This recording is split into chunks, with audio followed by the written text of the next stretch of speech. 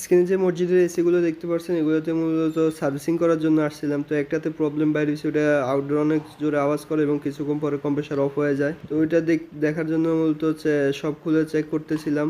তো চেক করে যেটা পাইলাম এটা 3 ফেজের কম্প্রেসার ছিল। 3 ফেজের একটা ফেজে একটু ভোল্টেজ কম ছিল, যাই হোক ওইটা পরবর্তীতে ফেজ চেঞ্জ করে দেওয়াতে ঠিক হয়ে গেছে, যদিও এটাতে ভোল্টেজ একটু কম আসতো আর কি, ভোল্টেজ একটু সমস্যা করতেছিল। এরপরে চালায় দেখলাম সুন্দরভাবে চলতেছে। কম্প্রেসার প্রথমবার দিছি ঘুরাইছি হয় নাই, এরপরে উল্টা ঘুরতেছিল, পরবর্তীতে আরেকবার ঘুরাই দিছি, দেখতেছি খুব ভালোভাবে কুলিং আসতেছে এবং সুন্দরভাবে কম্প্রেসার চলতেছে।